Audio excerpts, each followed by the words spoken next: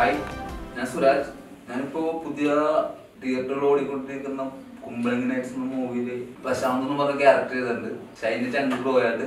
അപ്പോൾ അതിൻ്റെ വിശേഷങ്ങളും എൻ്റെ വിശേഷങ്ങളും റെഡ് കാർപ്പറ്റ് എന്ന ചാനലിലൂടെ പങ്കുവെക്കാനാണ് ഞാൻ നിങ്ങളുടെ മുമ്പിൽ വന്നിരിക്കുന്നത്. കുമ്പളങ്ങി നൈറ്റ്സിലേക്ക് എത്തിപ്പെടുന്നത് കുമ്പളങ്ങി എനിക്ക് ഒരു 10-20 വർഷമായിട്ട് അറിയാവുന്ന ഒരു സ്ഥലമാണ്. കുമ്പളങ്ങി കുറേ ഫ്രണ്ട്സും ഉണ്ട്. കുമ്പളങ്ങി നൈറ്റ്സ് ഫിലിമിലേക്ക് വന്നത് ശരിക്കും പറഞ്ഞാൽ സജിൻ പോളിയൻ എന്ന് പറഞ്ഞ പടത്തിൽ ഫിഷിംഗ് കൊറിയോഗ്രാഫി എന്ന് പറഞ്ഞ ഡിപ്പാർട്ട്മെന്റ് കൂടി ചെയ്തിട്ടുണ്ടായിരുന്നു. ആർട്ടിസ്റ്റിനൊക്കെ വീശാൻ പഠിപ്പിച്ചത്, നീന്താൻ പഠിപ്പിക്കണതൊക്കെ പുള്ളിയായിരുന്നു അതിനകത്ത്. പുള്ളി ശരിക്കും കൊറിയോഗ്രാഫർ, ഡാൻസ് കൊറിയോഗ്രാഫറാണ്. പുള്ളി നമ്മുടെ ഫ്രണ്ടാണ്. പുള്ളി നമ്മുടെ ട്രൂപ്പിന്റെ ഒരു നടുന്നൂടായിരുന്നു പറയാം. അത് സതീഷും സജിയും കൂടിയാണ് നമ്മുടെ ട്രൂപ്പിന്റെ കാര്യങ്ങളൊക്കെ നടത്തിക്കൊണ്ട് പോകുന്നത്. സജിയെ വിളിച്ചിട്ടാണ് മോനെ ശ്യാമിനെ ഞങ്ങൾക്ക് നേരത്തെ അറിയാം. ശ്യാം പുഷ്കർ നമുക്ക് നേരത്തെ അറിയാവുന്ന ഒരു വ്യക്തിയാണ്. ശ്യാം സജി പറഞ്ഞ ശ്യാമിന്റെ പോലെ ഒരു പടം പിടിക്കണ്ട, അപ്പൊ അതിനകത്ത് ആക്ടേഴ്സിനെ എടുക്കുന്നുണ്ട്, അപ്പൊ എന്റെ ഓഡീഷൻ നടക്കുന്നുണ്ട്, നീ ഒന്ന് പോയി കറക്റ്റ് ചെയ്യും, നീ പോയി ഒന്ന് ഓഡീഷൻ പങ്കിടാം. അപ്പൊ ആദ്യം മതി, ഞാൻ പോയത് ഇട്ടുള്ളൂ, നമ്മൾ എന്ത് ചെയ്യാനാ വീട്ടിൽ ബിൽട്ടപ്പിനൊക്കെ ആണെങ്കിൽ ഞാൻ പോകണല്ലോ പറഞ്ഞ ഞങ്ങൾ ക്യാരക്ടർ വൈസുള്ള സംഭവമാണ്. അപ്പൊ നീ ഒന്ന് പോയി അറ്റൻഡ് ചെയ്ത് നോക്കുന്നത്. അങ്ങനെ പോയി ഓഡീഷൻ ചെയ്തപ്പോ ഓക്കെ, ലാസ്റ്റ് ഓഡീഷൻ്റെ അവർ ഓക്കെ അടുത്ത കുഴപ്പമില്ല, അടുത്ത 2-3 ദിവസം കഴിഞ്ഞിട്ട് വിളിക്കും, അപ്പോൾ ഒന്നുകൂടി വരണം, ഒരു ഓഡീഷൻ കൂടി ഉണ്ടാവും എന്ന് പറഞ്ഞ്. പിന്നെ ഉണ്ടായത് ഒരു 2-3 ആഴ്ച ഗ്യാപ്പിൽ അടുത്ത ഓഡീഷൻ വിളിച്ച് അപ്പം അന്ന് ഓഡീഷൻ ചെയ്ത് ഗിരീഷ് പോത്തനും അപ്പോൾ മിക്ക 2-3 പോകുന്നുണ്ട്. അവരെല്ലാ ലേഡീസും എല്ലാവരും ഉണ്ടായിരുന്നു. അസിൻ്റെ ഡയറക്ടേഴ്സ്, പിന്നെ മധു സാറ്, മധുവേട്ടൻ മധുവേട്ടൻ, പിന്നെ ശ്യാമുഷ്കരൻ, ഗിരീഷ് പോത്തനാണ് എനിക്ക് ലാസ്റ്റ് ഓഡീഷൻ ചെയ്തത്. അത് നല്ല ഇത് ചെയ്യാൻ പറ്റി. പുള്ളി അവർക്കൊക്കെ എല്ലാം ഇഷ്ടപ്പെട്ട്, നല്ല പുള്ളികളുടെ കുഴപ്പമില്ല, നമുക്ക് ഓപ്ഷനെ വെച്ച് തന്നെ മുമ്പോട്ട് കൊണ്ടുപോകാം. അങ്ങനെ കാസ്റ്റിംഗ് ബോർഡിൽ എൻ്റെ ഫോട്ടോ വന്നു. അപ്പോൾ തന്നെ നമുക്ക് കുഴപ്പമില്ല, നല്ല കോൺഫിഡൻ്റ് ഒക്കെ തന്ന് വിട്ട് ചെല്ലണത് ഷൂട്ടിങ് ലൊക്കേഷനിലൊക്കെയാണ്. പിന്നെ ഒരു മാസം കഴിഞ്ഞിട്ടാണ് ഷൂട്ട് തുടങ്ങി കുമ്പളങ്ങി നൈറ്റ്സിലേക്ക് വരുന്നത്. ഫസ്റ്റ് സീൻ എന്ന് പറഞ്ഞാൽ ഷൈനി നമ്മുടെ ആ പെണ്ണിനെ പരിചയപ്പെടുന്ന സീനായിരുന്നു. അതിപ്പോൾ ഞാൻ ലൊക്കേഷനിൽ ചെന്ന് ഫസ്റ്റ് സീൻ എടുക്കുന്നത് ആക്ച്വലി അതെടുത്തപ്പോൾ ഇച്ചിരി നാടകീയത തോന്നിയിട്ടാണ് ശ്യാമൻ്റെ അടുത്ത് പറഞ്ഞത്. വെച്ചാൽ നാടകമല്ല നമ്മളെ സീൻ, അത് ഇച്ചിരി കൈകാലം കുറച്ചാണ് ആ സീൻ എടുത്തത്. കുഴപ്പമില്ല, അത്യാവശ്യം നല്ലോണം ചെയ്ത്, എന്നാലും ഇച്ചിരി നാടകീയത ഉണ്ടോ വെച്ചാൽ കുഴപ്പമില്ല, 2 ദിവസം കഴിഞ്ഞ് ശരിയാവും. ആ സീനായിരുന്നു ആദ്യത്തെ എൻ്റെ ക്യാമറക്ക് മുമ്പിൽ ഞാൻ എൻ്റെ അഭിനയം കാഴ്ച വെച്ചത്. പിന്നെ എല്ലാവരും ക്രൂ എല്ലാം നമ്മളെ കമ്പനിക്കാരതുകൊണ്ട് നമുക്ക് വലിയ പ്രഷറും കാര്യങ്ങളും തരാത്തതുകൊണ്ട് ഇച്ചിരി ഫ്രീ ആയിട്ട് ചെയ്യാൻ പറ്റിയെന്നാണ് തോന്നാം. ശരിക്കും പറഞ്ഞിട്ടുണ്ടെങ്കിൽ എനിക്ക് നേരത്തെ അറിയാം, ഞങ്ങൾ ക്ലാസ് ട്രെയിനിങ് ചെയ്യാനൊക്കെ, ഡാൻസ് ട്രെയിനിങ്ങിനൊക്കെ വന്നിട്ടുണ്ടാവും ഞങ്ങളുടെ ഒപ്പം. പിന്നെ ശരിക്കും ഒരു ചെറിയ കുട്ടീനെ പോലെ അവൻ്റെ ബോസ് എപ്പോഴും അവൻ്റെ ക്യാരക്ടറിലുണ്ടാവും കയ്യിലൊരു സ്പീക്കർ, അവൻ്റെ ജീവിതത്തിലുണ്ട് സ്പീക്കർ, എപ്പോഴും പാട്ട് കേട്ട് നടക്കണം ഒരു മൈൻഡാണൊക്കെ. ഫ്രീ ടൈമിലെല്ലാം പാട്ടും കേട്ട് കമ്പനി അടിച്ചിരിക്കുക, എല്ലാവരും ജോലിയായിട്ടിരിക്കുക എന്നാണ്. അങ്ങനത്തെ ഒരു മൈൻഡാണ്.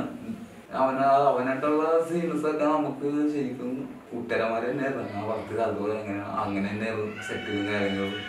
അതുകൊണ്ട് നമുക്ക് വലിയ ബുദ്ധിമുട്ടും കാര്യങ്ങളും ഉണ്ടായില്ല. അവനായിട്ടുള്ള മിംഗ്ലിങ്ങും കാര്യങ്ങളും എല്ലാം. പിന്നെ അവനറിയാവുന്ന അവൻ നമുക്ക് പറഞ്ഞു ചെയ്യും, വെച്ചാൽ ഇന്നത്തെ ചെയ്യട്ടാ അടിപൊളിയായിട്ടുണ്ട്, ആ സാധനം പൊളിച്ചിട്ടുണ്ട്, അങ്ങനെ കണ്ടേക്കോ മെയിൻറ്റെയിൻ ചെയ്ത് അത് തന്നെ കിട്ടുമോ. ശരി, നമുക്ക് നല്ലൊരു സപ്പോർട്ടീവ് ആയിരുന്നു വളർത്തി. അവൻ നമ്മുടെ ചങ്കാണ്. മധുവേട്ടൻ എങ്ങനെ പാവമാണ് ആള്. പുള്ളിയുടെ നിങ്ങളായിട്ട് കണ്ടിട്ട് ചില ഫോട്ടോസ് എടുത്ത് നോക്കിയത് പുള്ളി എങ്ങനെ ഇരിപ്പും കാര്യങ്ങളൊക്കെ കണ്ടാലേ പുള്ളി ഭയങ്കര കൂളായിരുന്നു അടുത്ത്. പിന്നെ പുള്ളിയുടെ ചെറിയ പെരിയ പുള്ളിക്കുണ്ട്, കാരണം ഫസ്റ്റ് മൂവിയാണ് പുള്ളിയുടെ, അതുകൊണ്ട് പുള്ളിക്ക് ചെറിയ ഭയമുണ്ട്. എന്നാൽ നമ്മളോടുള്ള ഇടപെടുന്നുണ്ടെങ്കിൽ പുള്ളി ഭയങ്കര ഫ്രീ ആയിട്ടായിരുന്നു. എനിക്ക് വലിയ കഥ പറയുമ്പോഴും പുള്ളിയും ശ്യാമും കൂടി എനിക്ക് കഥ പറഞ്ഞാണ്. അപ്പൊ നമുക്ക് പുള്ളിക്ക് കുഴപ്പമില്ല, പുള്ളി പറഞ്ഞ ബുക്സ് ചെയ്തോ എന്തുണ്ടെങ്കിലും നമുക്ക് കുഴപ്പമില്ല. ഇപ്പൊ പഴയ ഫിലിമൊന്നും പോകുള്ളൂ, ഫിലിമിന്റെ വർക്കൊന്നുമില്ല, നമുക്കിപ്പോ എല്ലാം ഡിജിറ്റൽ ആയതുകൊണ്ട് തനിക്ക് എന്തൊരു സിനിമ നമുക്ക് നന്നാക്കി എടുക്കാം. അതാണ് ആദ്യം പേടിക്കുന്നുണ്ട്, എല്ലാം അടിപൊളിയായിട്ട് നമുക്ക് ചെയ്യാം. ശ്യാമേട്ടനൊക്കെ മധുവേട്ടനൊക്കെ ഭയങ്കര സപ്പോർട്ടായിരുന്നു. മധുവേട്ടനെ പറ്റി പറയുകയാണെങ്കിൽ ഒരു പാവ മനുഷ്യനാണ്. അടിപൊളിയായ കാര്യങ്ങളൊക്കെ നമ്മൾക്ക് കറക്റ്റായിട്ട് നമ്മളിലേക്ക് എത്തിക്കാൻ പുള്ളിക്ക് സാധിച്ചു. നമ്മളൊക്കെ കറക്റ്റ് എല്ലാം പറഞ്ഞു തരാനും അതിങ്ങനെ കുറച്ച് ചിരി മെയിൻറ്റെയിൻ ചെയ്തു എന്നൊക്കെ പറഞ്ഞു. അങ്ങനെ കുറേ പുള്ളിയെ നമ്മളെ ഭയങ്കര സപ്പോർട്ട് ചെയ്യുന്നുണ്ട്. ശരിക്കും പറഞ്ഞാൽ പ്രശാന്തിന്റെ ക്യാരക്ടർ എനിക്ക് അഭിനയിക്കേണ്ടി വന്നിട്ടില്ല ശരിക്കും പറഞ്ഞാൽ. കാരണം എന്റെ ലൈഫ് പോലെ തന്നെയാണ് എനിക്ക് തോന്നിയത് ആ ക്യാരക്ടർ കഥയൊക്കെ കേട്ടോ. ശ്യാമും പറഞ്ഞിട്ടുണ്ട്, ശ്യാം പറഞ്ഞിട്ടുണ്ട് ബ്രോനെ കണ്ടാണ് ഞാൻ പടം എഴുതിയേക്കണം, ആ ക്യാരക്ടർ നമ്മൾ എഴുതിയേക്കണം. അപ്പൊ ബ്രോ അഭിനയിക്കണ്ട, ജീവിച്ചാൽ മതി എന്നുള്ളതിന്, അഭിനയിച്ച ജീവിച്ചോ എന്നുള്ളതിന്. അത് താൻ തന്നെയാണ് തന്റെ ക്യാരക്ടർ. എനിക്ക് വേറെ എഫക്റ്റ് ഒന്നും എടുക്കേണ്ടതല്ല അതിന് വേണ്ടി. കറക്റ്റ് നമ്മളെങ്ങനെയോ അത് ചെയ്തേക്കണം പടത്തില്. ക്യാരക്ടർ കറക്റ്റ് നമ്മുടെ ജീവിതം തന്നെ എനിക്ക് തോന്നിയത്. അതുകൊണ്ട് വലിയ റിസ്ക് ഒന്നും എനിക്ക് ഉണ്ടാവില്ല. ക്യാരക്ടർ കൂളായിട്ട് തന്നെ ഞാൻ കൈകാര്യം ചെയ്തെന്നാ ശ്യാം പറയണം. എനിക്കും തോന്നി ഇപ്പൊ പടം കണ്ടപ്പോ അടിപൊളിയായിട്ടുണ്ട്. കൂടെ നമ്മളെ കൂടെ അഭിനയിച്ചത് നമ്മൾ പേര് റിയ, ക്യാരക്ടർ സുമിഷ എന്നാണ് പേര്. സുമിഷ അതായത് നമ്മളായിട്ട് നല്ലോണം കോപ്പറേറ്റ് ചെയ്തതാണ്. എല്ലാ സീനിലും അവൾക്ക് നല്ല എക്സ്പീരിയൻസ് ഉണ്ട്. കുറെ പടത്തിൽ 2-3 പടത്തിലൊക്കെ ചെയ്ത് നല്ല എക്സ്പീരിയൻസ് ഉള്ള കാരണം നമ്മളത് കാര്യങ്ങളൊക്കെ അവള് എന്നെ പോലെ ചെയ്താൽ മതി, ഇത് ചെയ്തിട്ട് അങ്ങനെ ചെയ്തിട്ട് നന്നായിട്ടുണ്ട്, അങ്ങനെ തന്നെ ചെയ്താൽ മതി. അവള് ഫുൾ സപ്പോർട്ട് ചെയ്യാറുണ്ട് നമുക്കത്. കാരണം ലവ് സീൻ ഒന്നും എടുക്കാൻ പറ്റിയ പാടുന്നുണ്ടായിരുന്നു. കുറച്ച് മിങ്കിളായിട്ടിരിക്കണ കാരണം അടിപൊളിയായിരുന്നു അവളായിട്ടുള്ളത്. ഇങ്ങനെ പറഞ്ഞു അച്ഛൻ അവനത് ചെയ്യാൻ പോകുന്ന അച്ഛൻ ആ ചെയ്യല്ലേ എന്നാന്ന് എന്തെങ്കിലും പറയാൻ പറഞ്ഞോളാം. അപ്പൊ ഞാൻ പറഞ്ഞാണത്. ഞാൻ ഇങ്ങനെ പറഞ്ഞ എന്താ ഡയലോഗ് പറഞ്ഞ നമ്മുടെ ചങ്കിനെ എന്താ കുഴപ്പം, അടിപൊളി മൈൻഡാണ്, കാണാൻ ലുക്കാണ്. അപ്പൊ ഇവനവിടെ ഒരു ഫാഷൻ ഫുഡ് പറിക്കുന്നതിനുണ്ട്. അപ്പൊ തിരിഞ്ഞ് ഞാൻ പറയണ അച്ഛനെ പുകലത്തരം കാണിക്കല് എന്ന് അച്ഛനെ പറയേണ്ട കാര്യം. അതിപ്പോ നമ്മുടെ കയ്യിൽ നിന്നിട്ട് സാധനം. അപ്പൊ ശ്യാം പറഞ്ഞ നിങ്ങൾ താൻ എനിക്ക് പറയാൻ പറ്റുമോ താനോടും പറഞ്ഞു എന്ന് പറഞ്ഞ കാരണം പുകലത്തരം ഞാൻ പറഞ്ഞു ചോദിച്ചിട്ടാണ്. ചില പടത്തിലൊക്കെ അങ്ങനെയൊക്കെ കട്ട് ചെയ്ത് കളയണ കാരണം നമുക്കൊരു ഡൗട്ട് ഉണ്ടാവും, സെൻസർ കൂടെ കട്ട് ചെയ്തു. അപ്പൊ അച്ഛൻ കുഴപ്പമില്ലാതെ പറഞ്ഞു പുകലത്തരം തന്നെ വിളക്കട്ടെ എന്നുള്ളത്. ഇപ്പൊ കുറെ പേര് പുകലത്തരം കാണിക്കുന്ന അച്ഛനെ എന്ന് പറഞ്ഞിട്ടുണ്ട് പുഴയിൽ പോകുമ്പോ.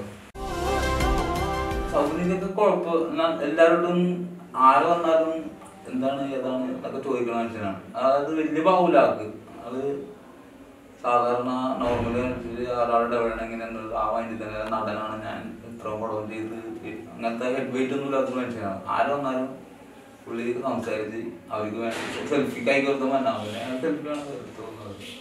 അങ്ങനെ നല്ലൊരു മനുഷ്യനാണ്, നല്ലൊരു മനസ്സിൻ്റെ ഉടമയാണ് സൗബിനേക്കാൾ.